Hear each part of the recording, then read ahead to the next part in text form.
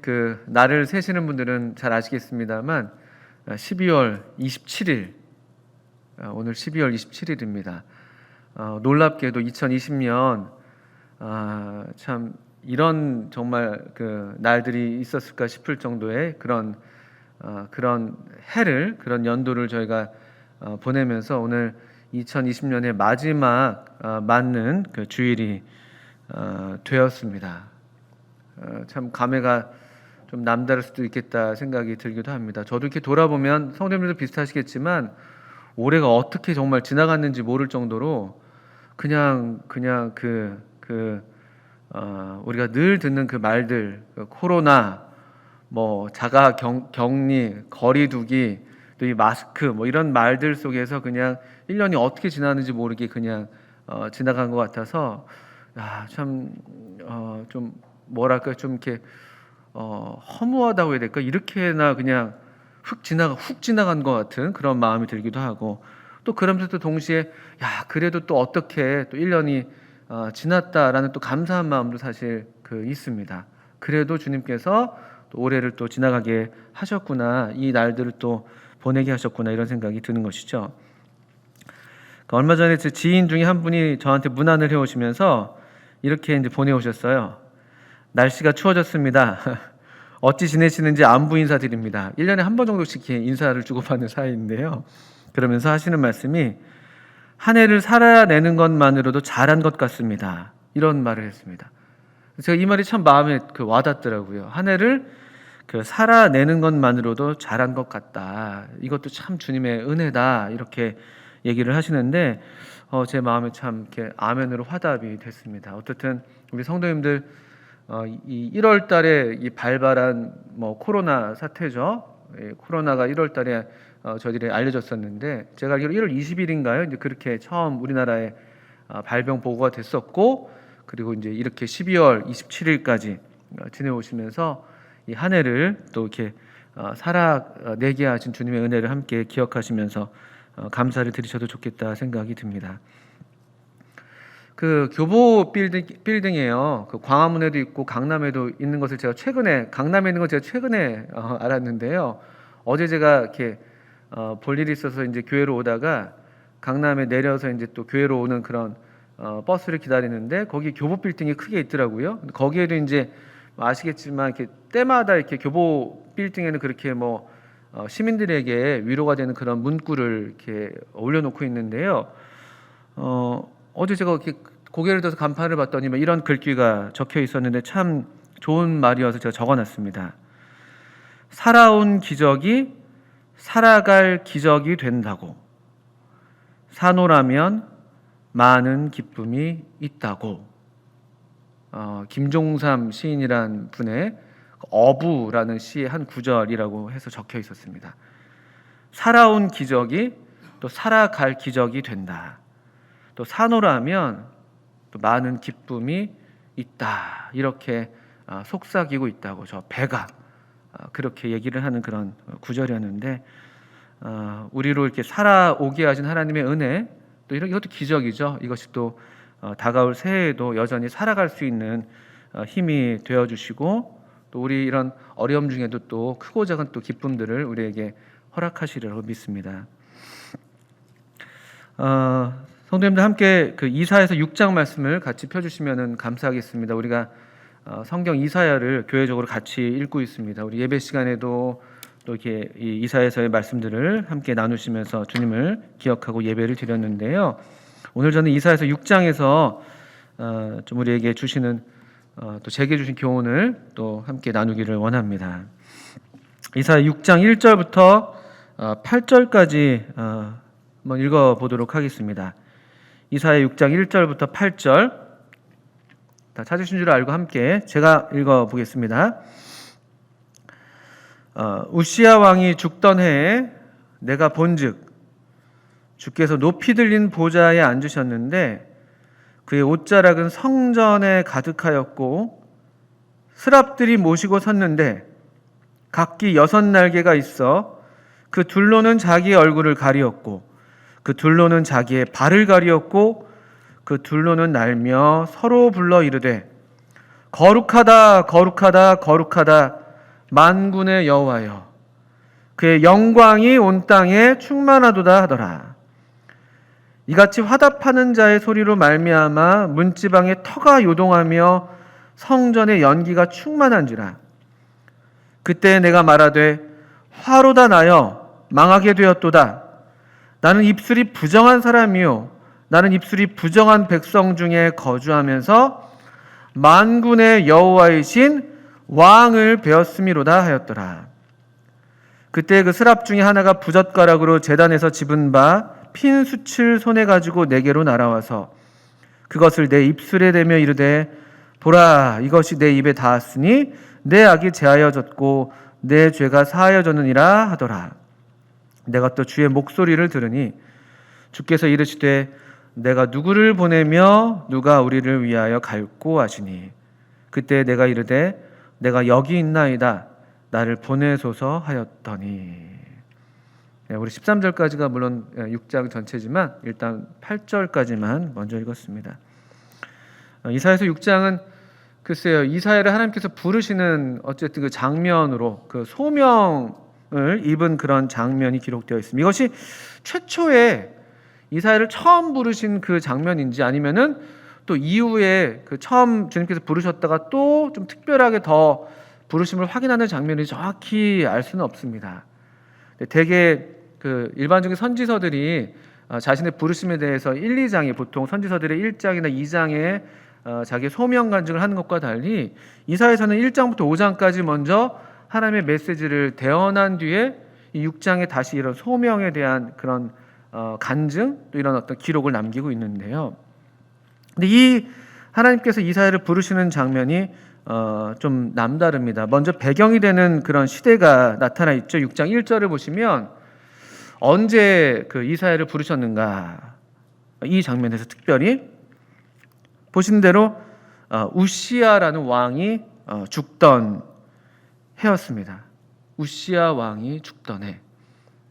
이런 그 사실 이사야는 이제 4대에 걸친 왕들을 이렇게 그 섬겼다고 할까요? 그 왕들의 시대를 거치면서 하나님께서 맡기신 일을 이렇게 감당했었는데요.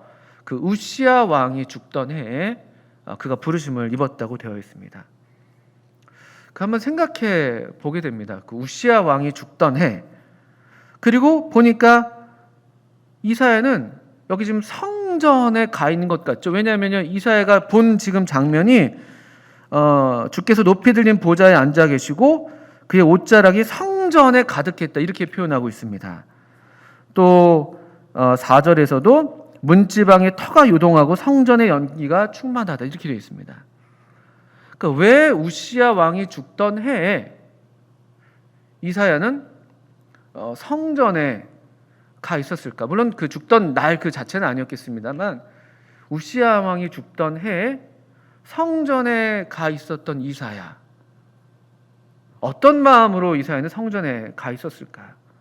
또 성전이라는 곳이 그 하나님의 집이라고 불리는, 하나님의 전이라고 불리는 바로 그곳 아닙니까? 하나님께서 이스라엘 백성 가운데 자리를 두시고 그들과 만나시겠다고 약속하신 하나님의 임재가 약속되는 바로 그곳 아닙니까?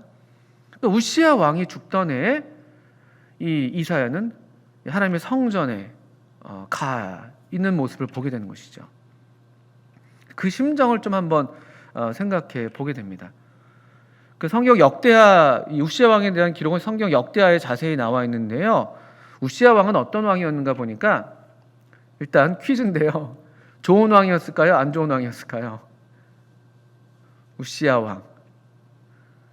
대체로 좋은 왕입니다. 대체로 좋은 왕. 한번 우리 역대하 그 26장을 한번 가서 잠깐 좀 보시겠습니까? 역대 26장 1절부터 보시면 유다 왕 우시야에 대한 기록이 좀 자세히 나와 있습니다.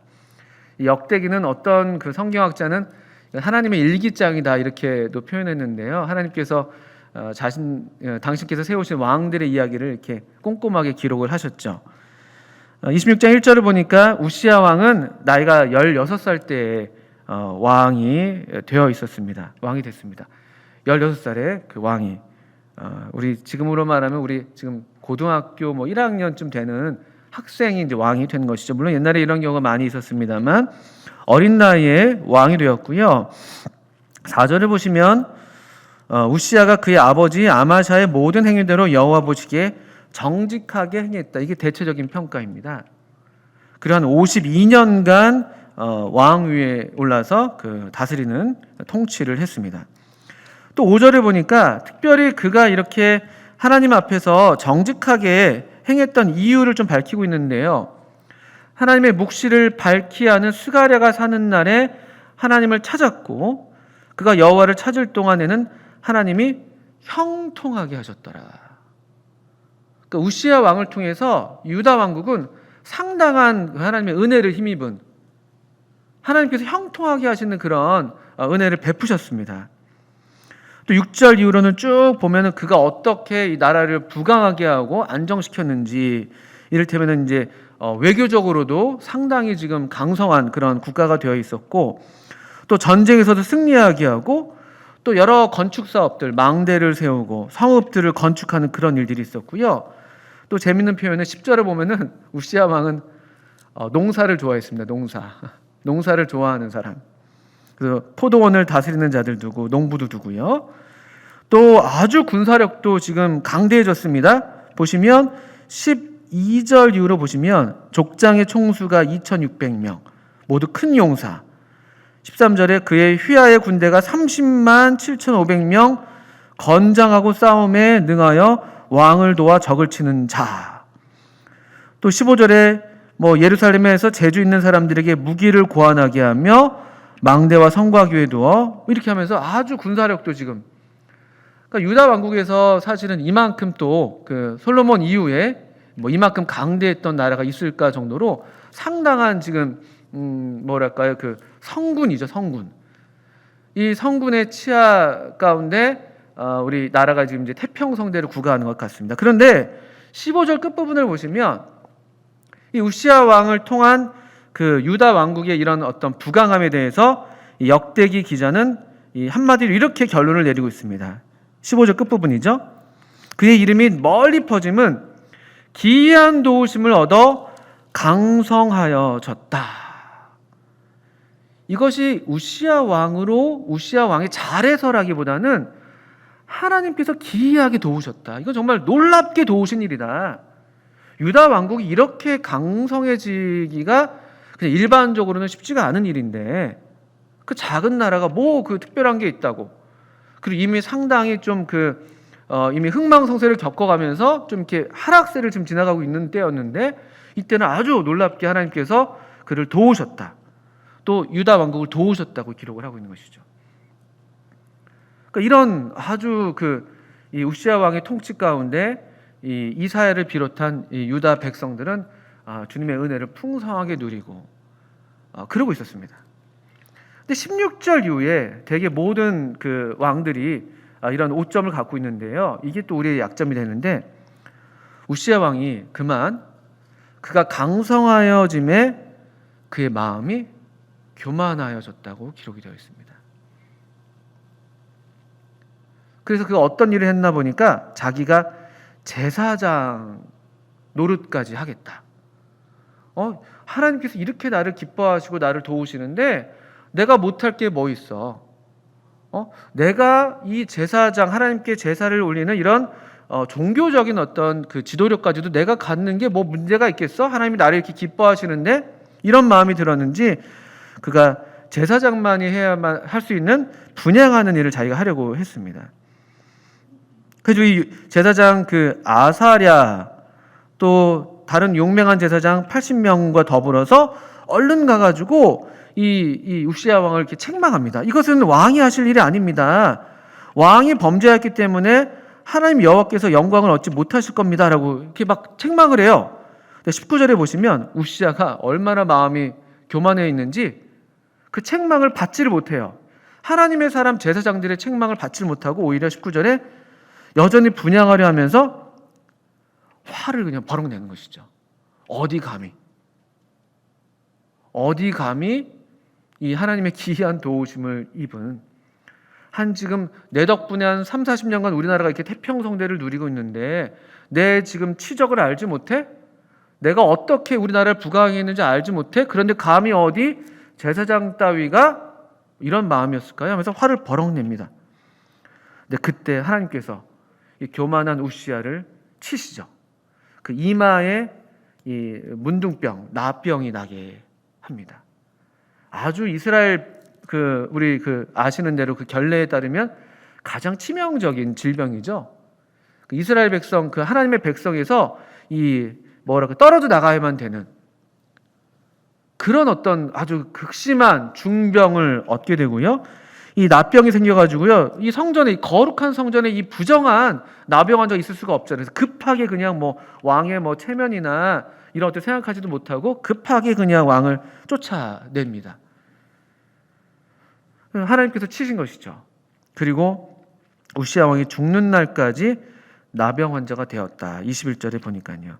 읽어보겠습니다. 우시야 왕이 죽는 날까지 나병 환자가 되었고 나병 환자가 되매 여호와의 전에서 끊어져 별궁에 살았으므로 그의 아들 요담이 왕궁을 관리하며 백성을 다스렸더라. 그가 그토록 사모했던 여호와의 전에서 그가 제사장, 자기가 어떤 종교적인 일까지 책임지면서 그렇게 열망했었던, 원했었던 그 여호와의 전에서 도리어 끊어지게 되는 별궁에서 한 8년 정도, 그렇게 죽기까지 한 8년 정도 시간이 갔다고 합니다. 그 우시야가 이렇게 죽었던 해입니다. 이사야가 그리고 바로 그 성전에 지금 가 있는 것이죠. 어떤 마음이었을까요? 우시야 왕을 생각하면서 여기 있었던 것일까요? 저는 그럴 수 있다고 생각합니다. 그 성군 우시야 왕이 가고 나서 물론 그 아들 요담이 이어서 그 섭정 아닌 섭정을 이제 하긴 했습니다만 과연 이것이 어떻게 될 것인가? 이 우시야 왕 다음에 우리나라는 어떻게 될 것인가? 이런 질문들을 안고 있었을까요? 또는 그가 모셨던 그 우시야 왕의 이런 결말을 보면서 그 자신이 이렇게 허무감에 빠지고 또 좌절하고 있었던 건 아니었을까? 이토록 이 인간은 나약한 것인가? 도대체 우리 이 나라에 과연 이 선한 왕이 또 일어날 것인가? 이런 어떤 좌절 속에서 씨름하고 있었던 것은 아닐까? 이런 질문들을 해보게 됩니다. 또 그토록 우시야 왕이 하고자 했던, 원했던 그 분향하는 일, 과연 이 거룩한 이 성전, 하나님의 거룩함은 과연 무엇일까? 또 이것에 대해서 깊이 묵상하면서 그 자리에 있었던 것은 아닐까 싶기도 하고요.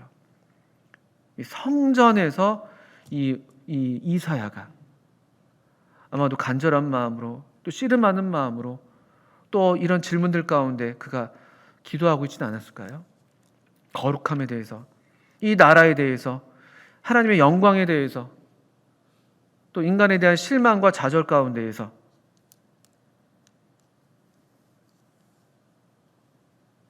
그때 놀라운 것이죠. 그때 6장 1절 읽은 대로 이사야가 봅니다. 이사야가 본 내용이 무엇입니까? 내가 본즉 주께서 높이 들린 보좌에 앉으셨다. 주께서 높이 들린 보좌에 앉으셨다. 높이 들린 보좌니까 이 보는 게 이 아래를 향해서 보는 그런 시선은 아니었겠죠. 아주 높은 눈을 들어라 주님께, 우리가 이런 찬송을 불렀는데요. 별안간에 이 성전에 가득 찬 하나님의 영광, 그 임재를 이사야가 느끼면서 고개를 들어봤더니만 거기 높이 들린 보좌에 주님이 앉아 계신 것을 그가 볼 수 있었습니다. 주님의 어떤 구체적인 형체를 봤다고 말하기는 좀 어려울 것 같아요. 왜냐하면 주님의 영광을 보고 살 자가 없다고 말했으니까요. 아마도 그냥 그가 즉각적으로 알 수가 있었던 것이겠죠. 저기 높이 들린 보좌가 있고 저기 하나님이 계시구나. 그의 옷자락은 성전에 가득하다라고 얘기합니다. 성전은 이 높이 들린 이 천상에 계신 하나님께서 이 계시는 지상의 어떤 처소 아닙니까? 근데 이게 되게 흥미로운 표현인 것이죠. 하나님이 높이 계시니까 이 지상 성전에는 그분이 이제 우리 어떤 인간의 육체로 그냥 빗대서 말하자면요, 이 옷자락은 몸에서 어디 부분입니까? 가장 아랫단이잖아요. 가장 아랫단. 그 끝자락 정도가 지금 성전에 가득한 거예요. 하나님은 높이 계시고. 그렇게 지금 이사야는 인식하고 있고 그렇게 묘사하고 있습니다. 성전에 그의 옷자락으로 가득합니다. 옷자락만으로도 충만한 그런 어떤 하나님의 영광, 이런 것들이죠. 또 놀랍게 이런 천상세계의 비전이 그에게 열려서 지금 보이는 것이잖아요. 천사들을 그가 직접 목격하게 됩니다. 스랍이라고 불리는 천사들이죠. 스랍들이 모시고 서 있는 장면. 그들이 정말 이 신비한 그런 존재들이잖아요. 지금 6날개가 있습니다. 근데 2날개로는 얼굴을 가리고요. 또 2날개로는 발을 가리고 2날개로는 이제 날고 있는, 그러니까 천상적인 존재인 것이죠. 땅에 닿아 있지 않은. 그런데 이 하나님의 영광이 얼마나 놀라운지, 또 하나님의 영광에 비춰보면 그 무죄하고 순전한 또 순결한 천사를 할지라도 이 자기의 발을 가릴 정도로 영광스럽고 거룩한 그 하나님을 뵈면서 3절에 이 천사들이 찬송을 하는 것이죠. 거룩하다 거룩하다 거룩하다 만군의 여호와여, 그의 영광이 온 땅에 충만하도다 하더라. 그 이사야가 본 것은 인간 세계의 이 우시아 왕, 인간 세계의 이 성군 지도자는 간다 할지라도 또 여전히 하나님께서 하나님의 보좌에 앉아 계시다는 것이죠. 여전히 하나님은 이 역사를, 또 온 세계를 당신의 뜻대로 이루실 충분한 능력이 있으신 만군의 여호와이시다. 모든 왕 중에 왕이시다. 모든 주들 중에 주이시다. 이런 지금 천사들의 이 찬송 소리에 그가 얼마나 마음에서 화답이 됐겠습니까? 또 이 능한 천사들을 임의로 부리실 수 있는 그런 전능하신 왕, 그러니까 그분의 이름은 합당해요. 여기서 만군의 여호와인 것이죠. 만군의 여호와. 우리가 전에 하나님의 이름을 배웠었는데요. 만군의 여호와.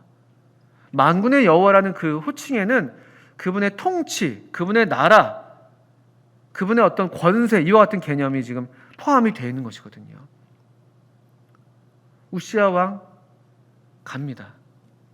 인간의 어떤 왕들도 영원히, 아무리 그가 좋은 지도자라 할지라도 영원히 우리 곁에 있을 수 없습니다.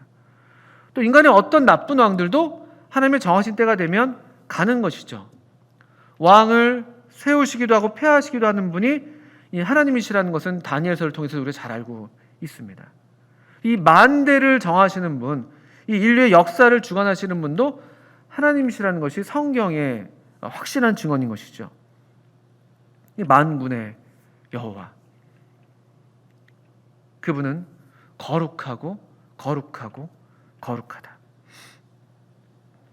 이것이 이사야가 보았던 환상이고 또 봐야만 했던 환상이 아니었을까 생각하는 것이죠.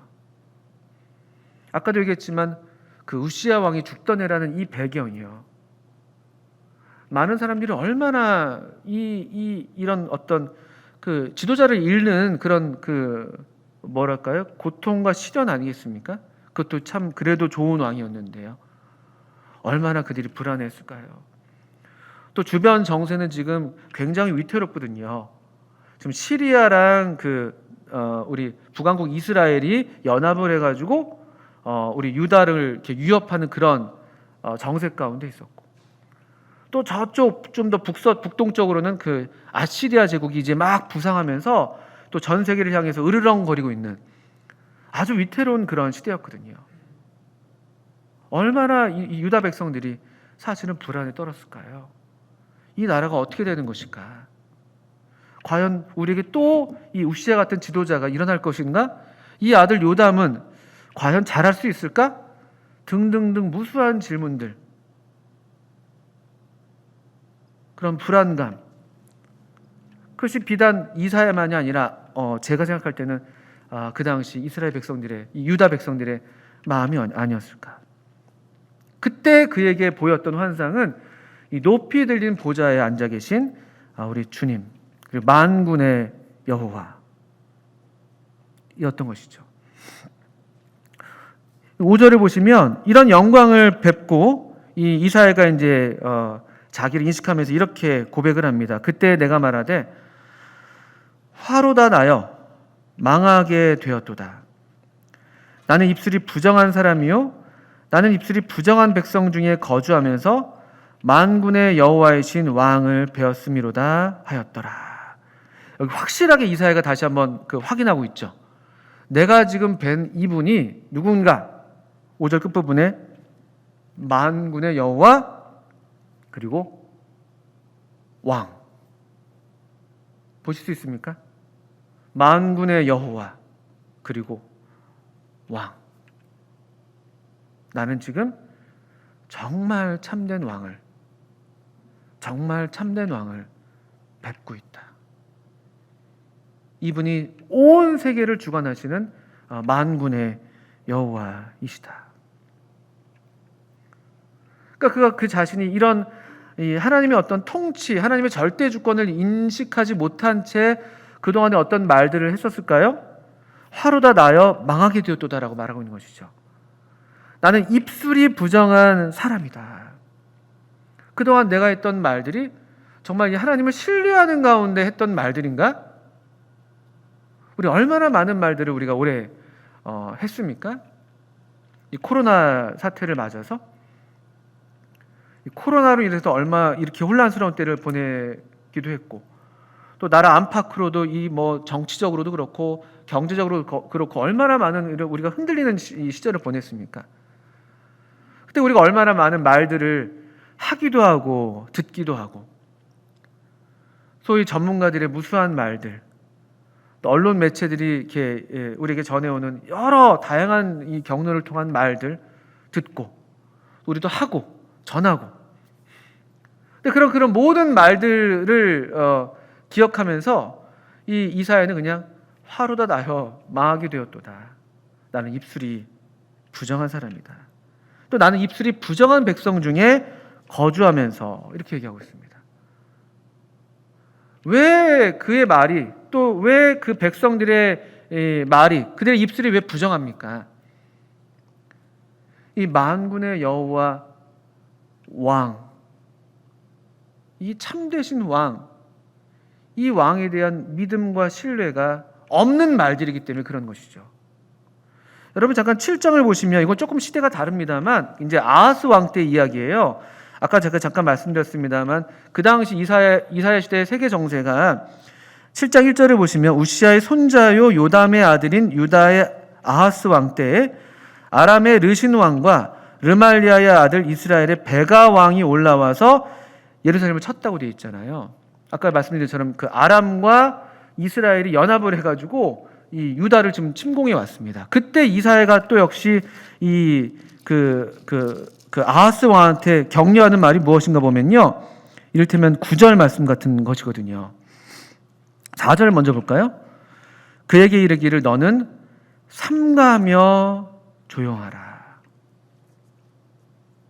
나는 입술이 부정한 사람이라. 나는 입술이 부정한 백성 중에 거주했다. 이렇게 말했었는데요. 여기 7장 4절에서는 너는 삼가하고 조용해라. 또 7장 9절에 에브라임의 머리는 사마리아요 사마리아의 머리는 르말리아의 아들이니 만일 너희가 굳게 믿지 아니하면 너희가 굳게 서지 못하리라 하시니라. 이 믿음에 대한 얘기를 하는 거예요. 이 흔들리는 정세 속에서 어떡하지? 이거 우리가 지금 큰일 났는데? 그러면서 막 우왕좌왕하면서 이 말 저 말 하면서 이렇게 인간의 지혜를 모으는 그런 수준으로서는 이게 해결될 수 없는 일들이라는 것이죠. 우리가 지나오는 날들도 그와 비슷한 것이죠. 우리가 어떻게 할 수가 없습니다. 우리의 말들, 우리의 어떤 그냥 이런저런 떠드는 소리들로서는요 안 돼요. 다만 오히려 우리도 삼가고 조용하면서 굳세게 우리 하나님을 믿는 믿음이 아니고서는 굳게 서지 못할 그런 흔들리는 시대를 우리가 살고 있는 것이거든요. 왕이 막 일어서기도 하고 쓰러지기도 하고 나라가 생기기도 하고 나라가 망하기도 하는 이 위태로운 날들을 보내고 있는 것이거든요. 그리고 불과 이 우시야 왕이 죽던 해가 BC 739년입니다. 그 이후 얼마 안 돼서 아시는 대로 이스라엘이 722년에 멸망해 버리잖아요. 아주 위태로운 그런 요동하는 그런 시대 가운데 이사야가 있었던 것입니다. 그 전조가 이미 있었고,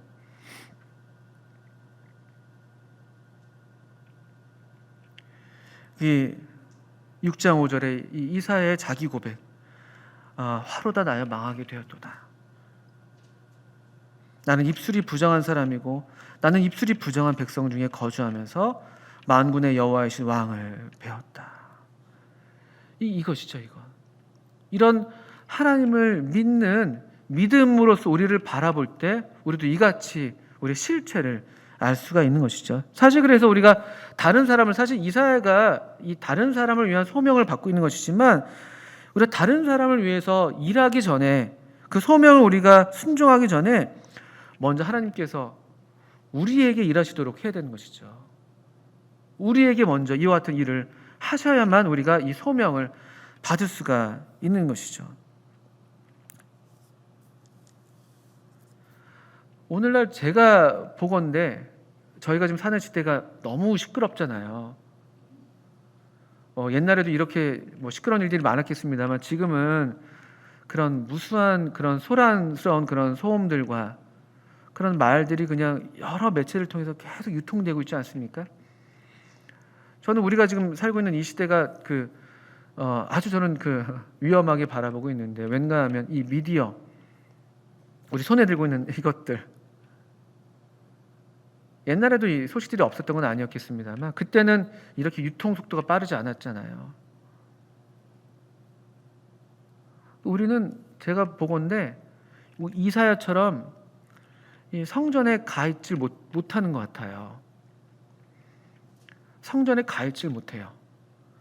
그냥 이 입술이 부정한 백성들 중에 거주하면서 부정한 말들을 계속 우리도 듣고 있고 보고 있고, 또 우리도 그것을 또 말하고 있고,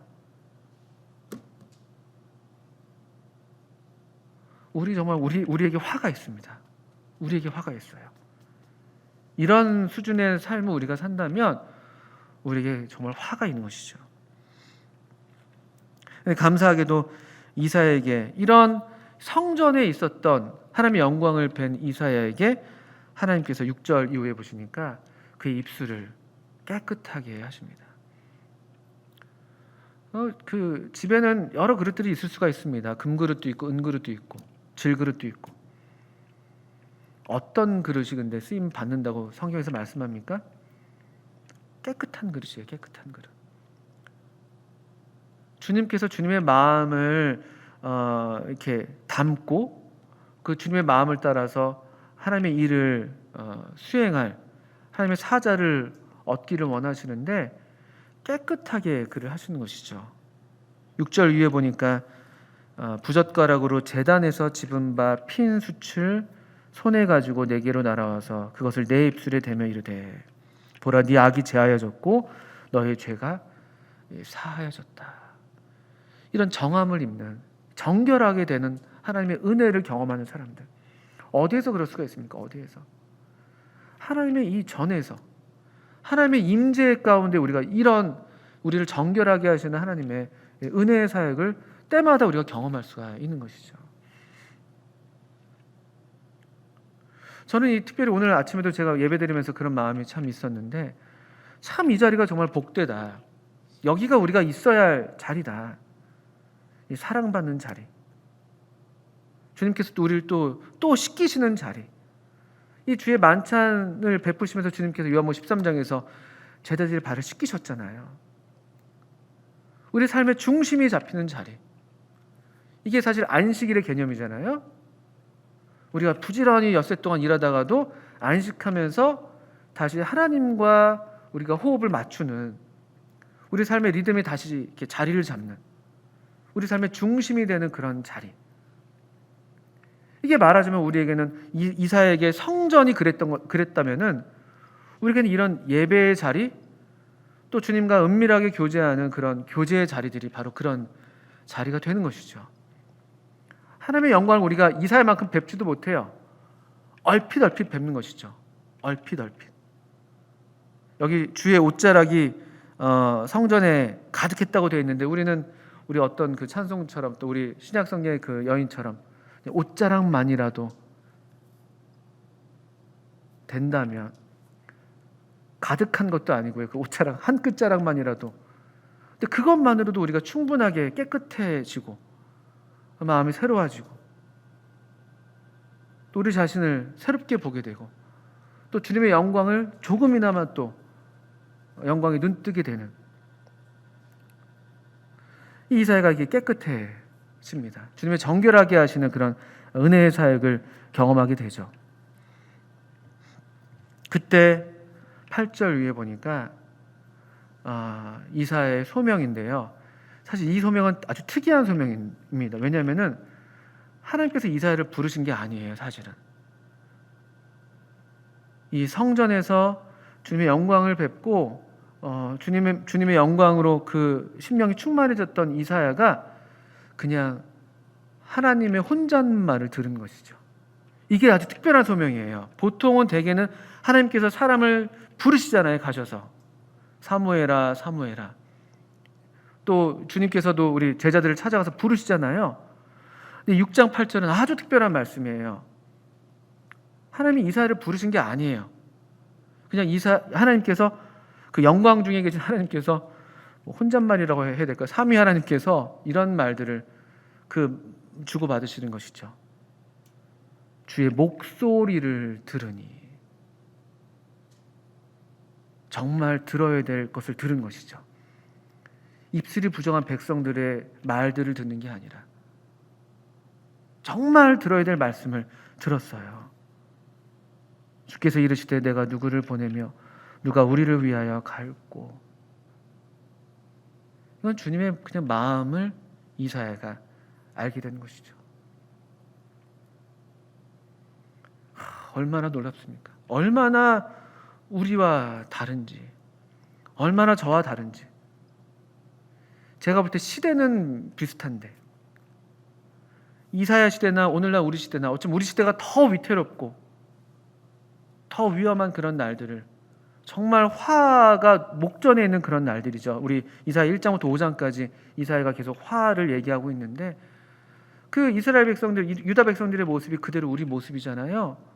탐욕으로 가득 차 있고, 우리 부동산 문제들 얘기하고 있어요, 이사야서에서도요.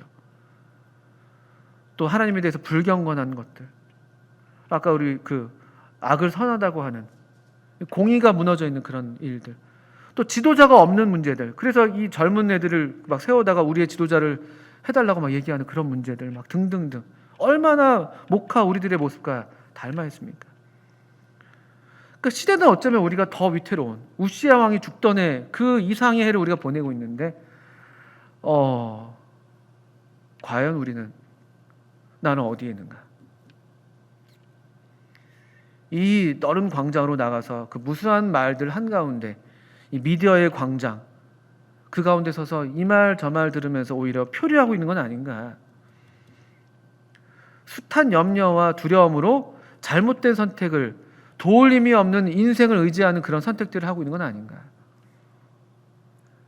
아니면 조용히 한 발짝 물러서서 왕 앞에서 급하게 물러나지 않고 그 주님의 임재를 갈망하면서 그 자리로 나아가고 있는가? 그래서 마땅히 봐야 할 것을 보고 있고 마땅히 들어야 할 것을 듣고 있는가? 그런 커다란 문제 앞에 우리가 있다고 생각이 듭니다. 이런 연말이 되면 저는 우리가 이렇게 좀 조용한 시간을 갖기에 더없이 좋은 때라고 생각이 됩니다. 물론 여러 또 연말 연시 모임들, 코로나 때문에 이번에 좀 다르겠습니다만, 어쩌면 또 되게 분주한 날들이죠, 사실은요. 그렇지만 이런 때일수록 더 우리가 한 발짝 뒤로 물러서서 주님의 말씀 앞으로 나아가는, 남들이 다 나간다고 뛰쳐나가는 게 아니라 또 그냥 적당하게 그냥 어떤 그냥 우리의 무사태평하고 안일한 그런 밀실 속으로 숨어 들어가서 그냥 우리를 그냥 나태하게 놓는 게 아니라 성경 신약 속에서 말하는 그런 골방, 그게 이사야서의 이 성전 아니겠습니까?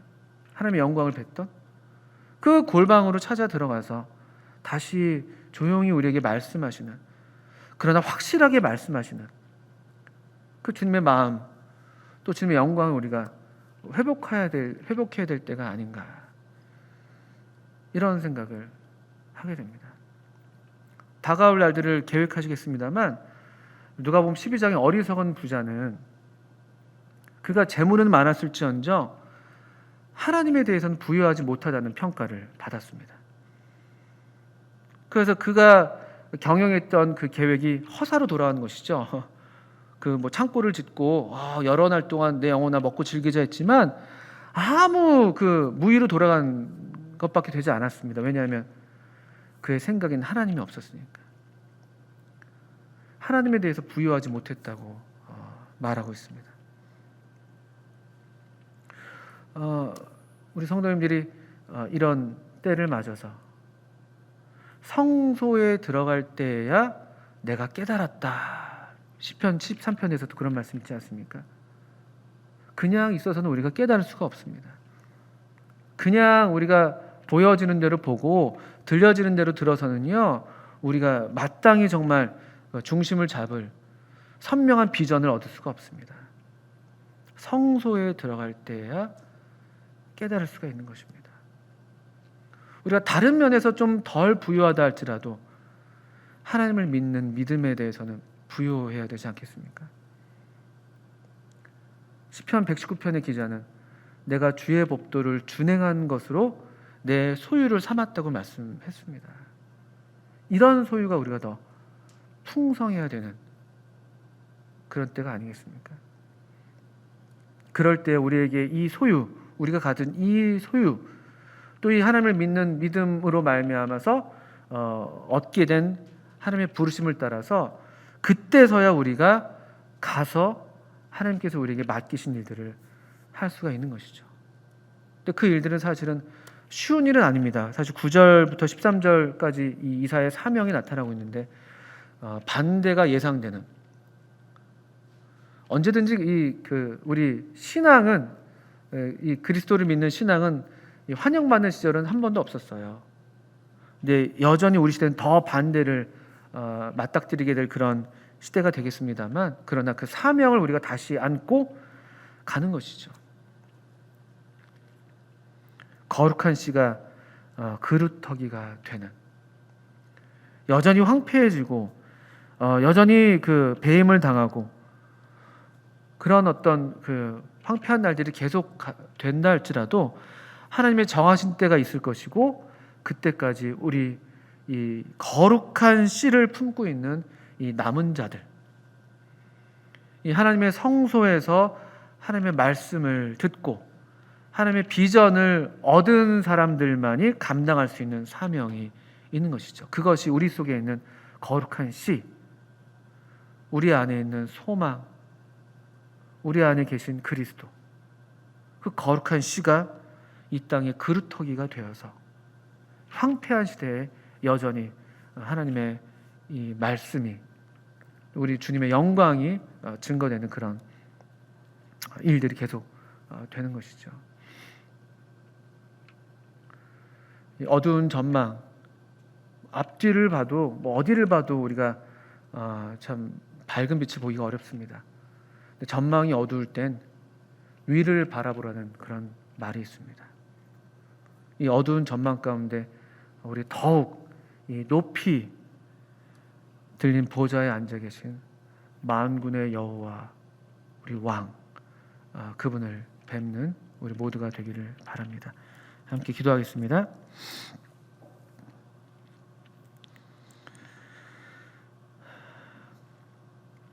하나님 아버지, 참 올 한 해 참 신실하신 주님의 은혜를 힘입어서 저희들이 오늘을 또 맞게 해주셔서 참 감사를 드립니다. 저희가 다 알지도 못할 때라도 주님께서 우리의 전후좌우를 살피시고 또 우리를 또 살게 하셨습니다. 참 감사를 드리고, 이제 또 바라기는 주님, 저희로 정말 만군의 여호와 참 만왕의 왕이신 우리 주님을 뵙는 믿음이 또 새롭게 되게 하셔서 우리의 지난 날을 또 감사할 뿐만 아니라 또 우리 새로운 날들을 더욱 이 소망 가운데 바라게 하셔서 또 저희들로 더욱 거룩한 하나님의 영광을 덧입는 하나님의 종들 되게 해주시기를 기도합니다. 주님, 우리가 이 어두움 가운데 지지 않고 또 도리어 이 어둠을 밝히는 그런 빛으로 우리 모든 성도님들이, 또 우리 저 자신이 주님의 성소 안에서 담금질 되게 해주시기를 기도합니다. 예수님의 이름으로 하나님 아버지께 기도합니다. 아멘. 네, 감사합니다.